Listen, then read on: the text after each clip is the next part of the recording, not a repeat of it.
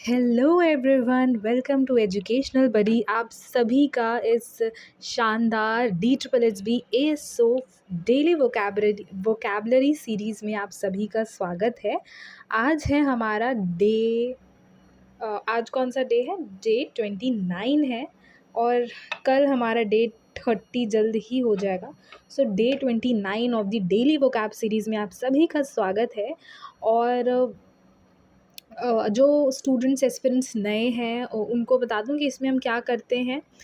10 antonym synonyms करते हैं, words करते हैं, एंड देन हम क्या करते हैं, यार मैं भूल ही जाती हूँ एकदम ही।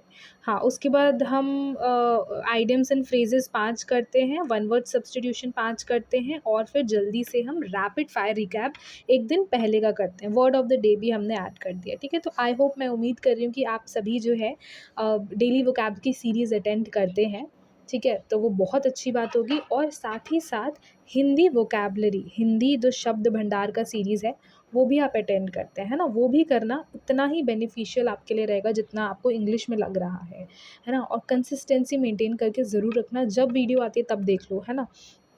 आई नो मैं डेली आजकल नहीं कर पा रही हूँ, जैसे अभी भी मैंने टाइम निकाल के किया, मेरा अभी कॉलेज है 1:45 से, तो मैं निकलूँगी। तो मैंने सोचा बना के निकलते हैं, है ना। अब मेरे को भी मज़ा आता है करने में। तो ठीक है, without any further delay let's get started. तो आज का हमारा पहला वर्ड है एस्ट्यूट। एस्ट्यूट जो कि एडजेक्टिव है, और इसका मतलब क्या होता है एस्ट्यूट? एक मिनट, जस्ट मिनट। चलो, हाँ, जो सिचुएशन को क्विकली समझकर स्मार्ट और प्रैक्टिकल डिसीजन ले ले, है ना। जो सिचुएशन को क्विकली समझकर स्मार्ट और प्रैक्टिकल डिसीजन ले ले, उसको हम क्या बोलते हैं? एस्ट्यूट। जस्ट मिनट यार, कोई ढंग का कलर मिलता ही नहीं है।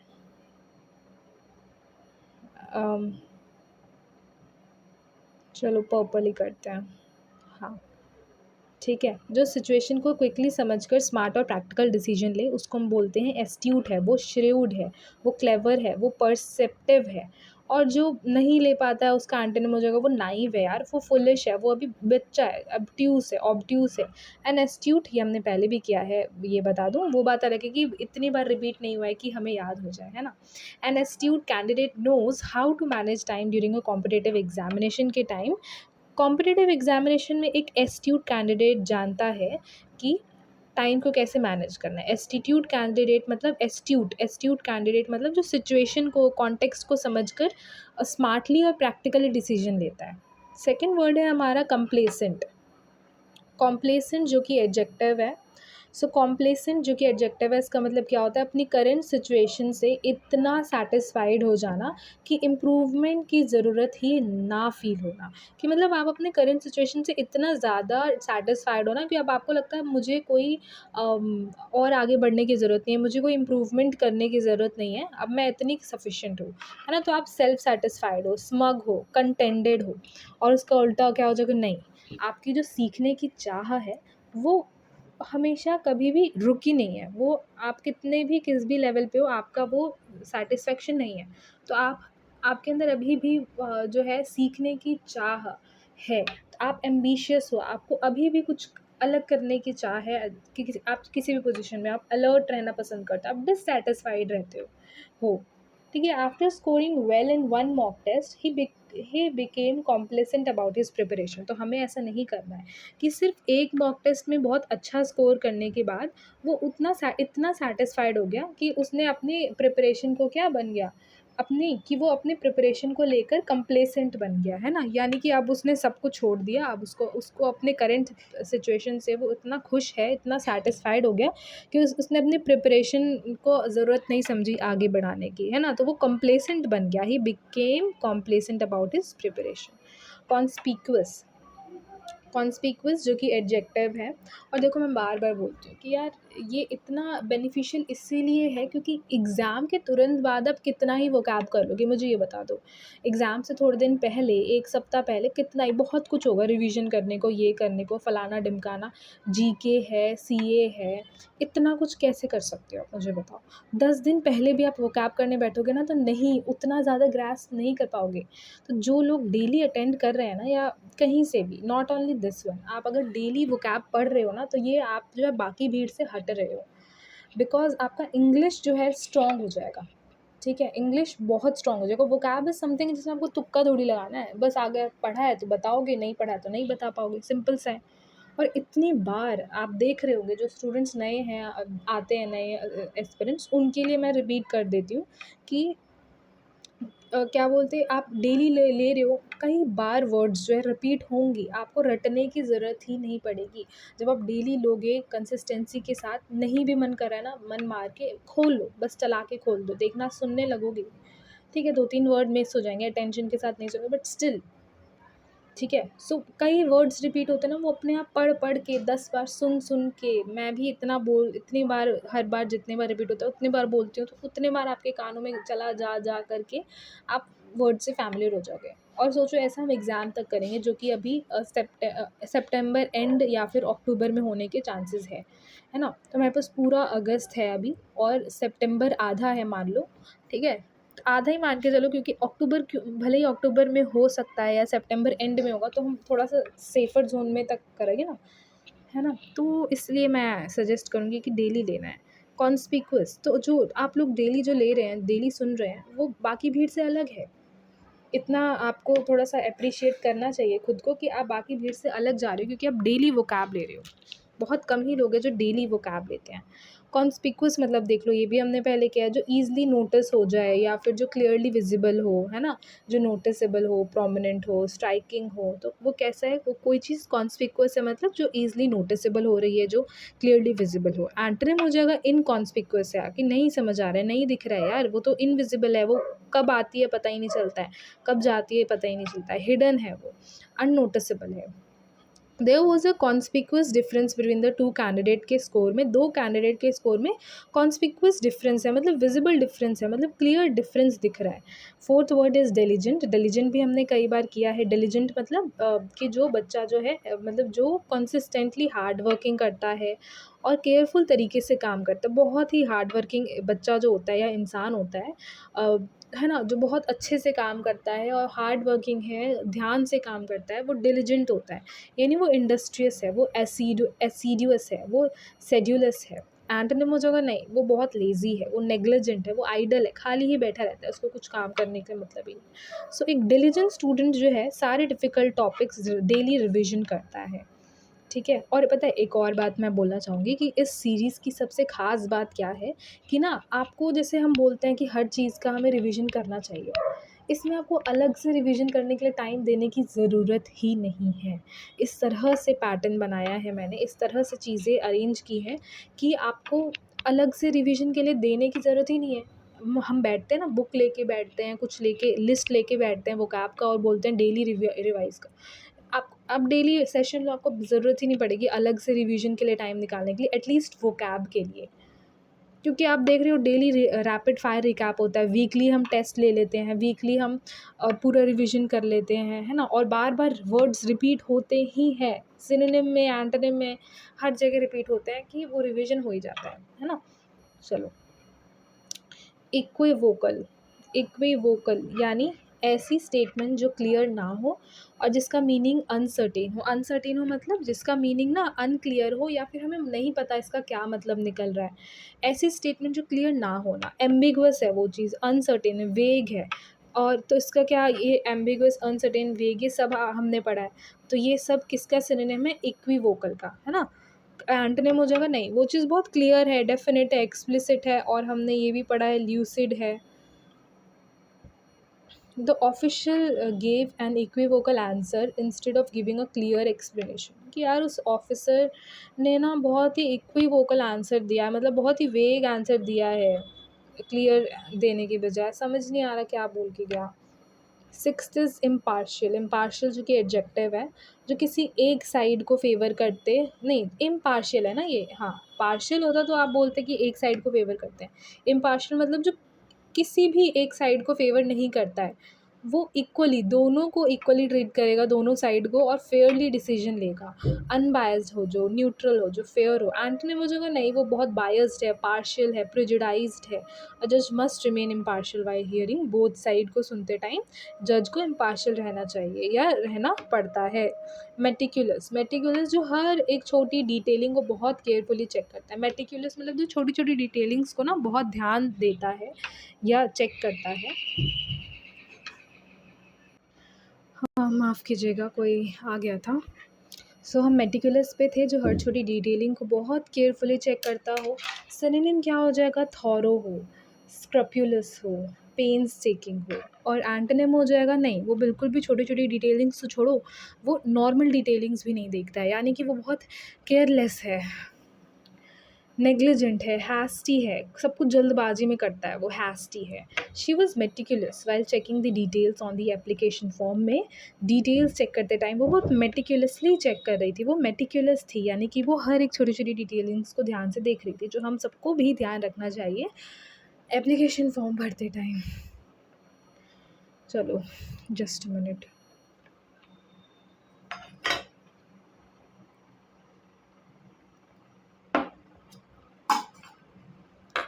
ओके, ऑस्टेंटिशियस, ऑस्टेंटेशियस, ऑस्टेंटेशियस जो कि एडजेक्टिव है, ये एक नया वर्ड है ना, ये हमने इतने 30 दिन होने वाले हैं, हमने पहली बार हम ये वर्ड पढ़ रहे हैं। तो ऐसा बात नहीं है कि सारे ही रिपीट हो रहे हैं ना, कई बार कई चीज़ें नए आती रहेंगी, साथ साथ हम पीछे का भी ऐड ऑन करते रहेंगी। एस्टेंटेशियस मतलब एडजेक्टिव है ये एक, यानी अपनी वेल्थ या इम्पोर्टेंस को शो ऑफ करने वाला। तो जो अपने पैसे को, जिसके पास ज़्यादा पैसे होते हैं या अपनी इम्पोर्टेंस है या उसकी बहुत ज़्यादा जान पहचान है, तो तो वो शो ऑफ करते हैं उस चीज़ का, अपने उस पोजीशन का, अपने उस वेल्थ का जो शो ऑफ करते हैं, उसको क्या बोलते हैं? ऑस्टेंटेशियस है वो इंसान, बहुत शोई है, वो बहुत प्रिटेंशियस है, वो बहुत फ्लैम्बोयेंट है। फ्लैम्बोयेंट भी हमने 1-2 बार किया है, एक बार तो डेफ़िनेटली किया है, बट वही रिपीट नहीं हुआ है, तो हमें उतना आपको याद नहीं रहा याद आ रहा होगा। But showy, pretentious, flamboyant. Antonym हो जाएगा मॉडेस्ट है, कि नहीं वो मॉडेस्ट है, वो बिल्कुल भी दिखावा नहीं करता है। अनप्रिटेंशियस है, वो सिंपल है। He was criticized for his ostentatious display of wealth, है ना, उसको क्रिटिसाइज़ किया गया उसके ऑस्टेंटेशियस दिखावे की वजह से of the wealth. Precarious, precarious adjective है, ऐसी सिचुएशन जो अनस्टेबल हो और जो ईज़िली डेंजरस या और ज़्यादा वर्सन हो सकती है ना। तो इस तरह की सिचुएशन जो अनस्टेबल है बहुत, है ना, बहुत ईज़िली वो और ज़्यादा उस तरह की सिचुएशन बहुत गंभीर होती है या और ज़्यादा वो ख़राब हो सकती है, वो नाज़ुक सिचुएशन है, उसको हम क्या बोलेंगे? प्रिकेरियस है, अनस्टेबल है, रिस्की है, हज़ार्डस है।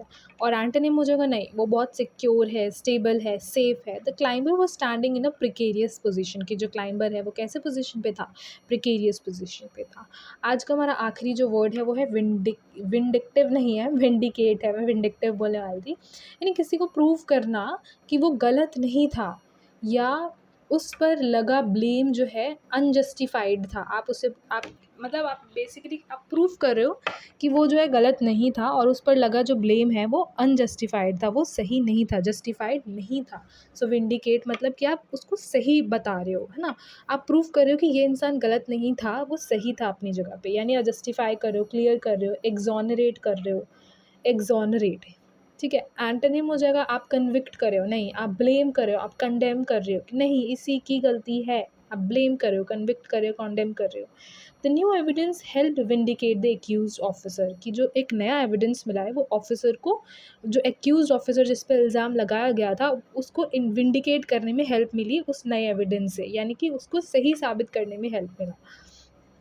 ठीक है। तो जल्दी से आ जाते हैं हम अपने आइडियम्स एंड फ्रेजेस में। उससे पहले जब आ जाऊँ उससे पहले एक रिक्वेस्ट है कि चैनल को आप जो है इस वीडियो को लाइक ज़रूर करना। ठीक है, अगर आपको पसंद आ रहा है, कुछ भी लर्निंग हो रही है, और बाकी अगर आप नए हो तो सब्सक्राइब कर देना। और अगर आपको इसका पीडीएफ चाहिए तो कमेंट डाउन करना। अगर मेरे पास 5 से ज़्यादा कमेंट्स आते हैं या 8 से ज़्यादा, so I will definitely provide the PDF in the Telegram channel.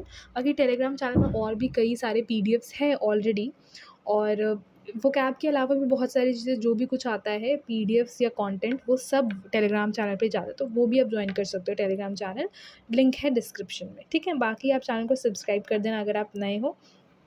इस तरह की और वीडियोज़ हम डालते रहते हैं वोकैब के अलावा भी। और अच्छा, कोई भी सजेशन हो या कुछ और सब्जेक्ट लाना है, जैसे एक एस्पिरेंट ने मुझे बोला था, टेलीग्राम पे मैसेज किया था ग्रुप में ही, जीके का लाने के लिए, तो अभी मैं उसकी भी तैयारी कर रही हूँ, ठीक है, वो भी जल्दी आएगा। तो ऐसे जो भी फीडबैक है, कुछ भी चाहिए, आप कमेंट में ज़रूर बताना। चलो फटाफट आते हैं आइडियम्स एंड फ्रेजेज़ में। तो पहला है आज का हमारा जो है, वो है डबल एज्ड स्वॉर्ड।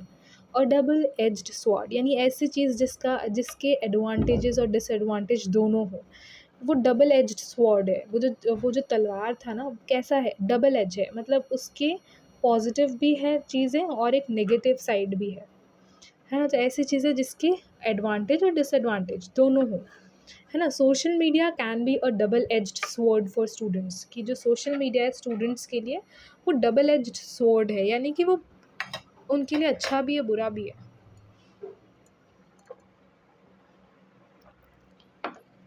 चलो,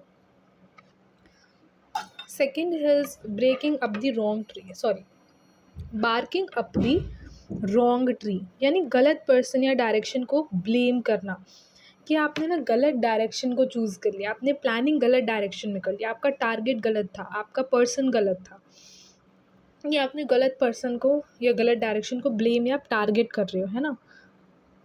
कि आपने गलती से गलत रास्ता चुन लिया, तो एक तरह से आप क्या कर रहे हो, आप गलत ट्री पर बार्क कर रहे हो। If you think I deleted the file, you are barking up the wrong tree. अगर तुम सोच रहे हो ना कि ये गलती है, ये कांड मैंने किया है, तो तुम गलत दिशा में जा रहे हो, तो you are barking up the wrong tree, ठीक है। इन ब्लैक एंड वाइट मतलब कि क्लियरली जो चीज़ें हैं वो क्लियरली लिखा हुआ है, रिटन है, डॉक्यूमेंटेड फॉर्म में है, रिटन और क्लियरली स्टेटेड फॉर्म में। ब्लैक एंड वाइट हमने पहले भी किया। Make sure you get the agreement in black and white, है ना, कि मेक श्योर कि आपका एग्रीमेंट जो है वो क्लियरली डॉक्यूमेंटेड हो, रिटन हो, साफ सुथरा। On the spur of the moment, on the spur of the moment मतलब बिना पहले से प्लानिंग के सडनली डिसीजन लेना, कि आपने सही से प्लानिंग नहीं की और बिना प्लानिंग के आपने सडनली क्विकली डिसीजन ले लिया, है ना, तो उसका क्या हो जाएगा, on the spur of the moment, यानी विदाउट प्लानिंग और प्रिपरेशन आप चल दिए। We decided on the spur of the moment to visit the, हमने मतलब ऑन द स्पॉट डिसाइड किया कि चलो म्यूज़ियम चलते हैं। और रेड लेटर डे, जो कि बहुत ही इंपॉर्टेंट है, बहुत ही मेमोरेबल डे है, उसको बोलेंगे red letter day. The day जिस दिन उसको अपॉइंटमेंट लेटर मिला, वो उसके लिए एक रेड लेटर डे था, है ना, बहुत ही इंपॉर्टेंट और मेमोरेबल डे था। चलो, वन वर्ड सब्सटीट्यूशन पे आ जाते हैं फटाफट। एटिमोलॉजिस्ट, एटिमोलॉजिस्ट क्या होता है, एटिमोलॉजिस्ट जो वर्ड्स की ओरिजिन और हिस्ट्री स्टडी करता है, जो वर्ड्स की ओरिजिन और हिस्ट्री के बारे में पढ़ता है ना, वर्ड्स की, who study the origin and history of words, उसको हम एटिमोलॉजिस्ट बोलते हैं। एम्बीडेक्स्ट्रस हमने पहले भी किया है, जो दोनों हाथ से इक्वली, दोनों हाथ को इक्वली अच्छे तरीके से यूज़ कर सकता है ना। इटिनेरेंट, इटिनेरेंट मतलब जो एक जगह परमानेंटली ना रहकर डिफरेंट प्लेसेस ट्रैवल करता है, वो एक जगह से दूसरी जगह ट्रैवल करते रहता है, इस तरह का इंसान को हम क्या बोलेंगे, इटिनेरेंट। फिलोसोफर जो विजडम और डीप थिंकिंग परस्यू करता है, पर्सन हु सीक्स विजडम। और लास्ट है हमारे नियोफाइट, नियोफाइट मतलब किसी पर्टिकुलर फील्ड एक्टिविटी में बिल्कुल नया है, मतलब कोई ऐसा इंसान जब किसी भी फील्ड में जाता है तो वो नया होता है उस फील्ड में, ठीक है, तो उस पर्सन को हम क्या बोलेंगे कि ये नियोफाइट है ना, who is new to a particular field या पर्टिकुलर एक्टिविटी में, अगर वो नया है एकदम, उसको हम नियोफाइट बोलेंगे। जैसे हम नाइव भी बोलते हैं, है ना, NIVE, नाइव, कि वो भी नाइव है, यानी कि अभी वो नया है, उसको नहीं समझ है उस चीज़ की। चलो, तो आज का वर्ड ऑफ द डे है विंडिकेट, यानी कि विंडिकेट हमने देखा था, new evidence can vindicate a person who has been wrongly accused. कोई खास नहीं था, आई नो इस बार का मोटिवेशन रह गया, ठीक है, अगली बार ध्यान रखूँगी। वर्ड ऑफ द डे में मोटिवेशन ही होना चाहिए, मोटिवेशनल ही वर्ड मैं रखना चाहती थी। चलो, ये गलती हो गई होगी। चलो, विंडिकेट मतलब समझ आ गया। विंडिकेट मतलब क्या था कि आप जो है किसी को सही ठहरा रहे हो, आप बता रहे हो कि नहीं, ये जो सामने वाला पर्सन था ना, ये गलत नहीं था, ये सही था, और उसके साथ जो हुआ है वो अन्याय हुआ था, चलो अब फटाफट आज का कोटा हमारा पूरा हो गया। अब डे 28 का रैपिड फायर रिकैप कर लेते हैं। आर्डुअस मतलब बहुत ही डिफ़िकल्ट और टायरिंग काम हो गया। बेनेवोलेंट जो काइंड, जनरस, हेल्पफुल हो। सर्कमस्पेक्ट डिसीजन लेने में केयरफुल और कॉशियस होते हैं, मतलब एकदम से केयरलेस, रेकलेस नहीं है कि बिना सोचे समझे डिसीजन ले लेते हैं। सर्कमस्पेक्टली लेते हैं, यानी कि सोच समझ के केयरफुली कॉशियस के साथ लेते हैं। डिस्क्रिपेंसी मतलब कि कुछ डिफरेंसेस, इनकंसिस्टेंसी है दो चीज़ों की। इरोनियस जो इनकरेक्ट है, मिस्टेकन है। फ्यूटाइल जिसका कोई यूज़फुल रिजल्ट ना हो। गुलेबल जो ईज़िली दूसरों की बातों में आ जाए। इम्पीड प्रोग्रेस या प्रोसेस में आप ऑब्स्ट्रक्शन क्रिएट कर रहे हो। रिप्रोच करना यानी किसी को मिस्टेक के लिए जो है आप क्रिटिसाइज़ कर रहे हो, ब्लेम कर रहे हो। वोरेशियस यानी किसी चीज़ को बहुत ज़्यादा कंज्यूम करने को क्या बोलेंगे, वोरेशियस। ठीक है, तो आज के लिए बस इतना ही था दोस्तों। और अगर आपको समझ आया, पसंद आया, हेल्पफुल लगा तो चैनल को सब्सक्राइब ज़रूर कर लेना और लाइक ज़रूर करना, ठीक है। इससे मुझे मोटिवेशन मिलती है कि मैं ये सीरीज़ कंटिन्यू करते रहूँ। So that's all for today. और अगर आप चाहो तो आप अपने टेलीग्राम चैनल में आप किसी कलीग्स, दोस्तों के साथ जो है अपने जो भी तैयारी कर रहे हैं उनके साथ भी डेली वोकैब सीरीज़ कर सकते हो, है ना। तो आज के लिए बस इतना ही, मिलते हैं डे 30th में। तब तक के लिए कीप स्टडिंग।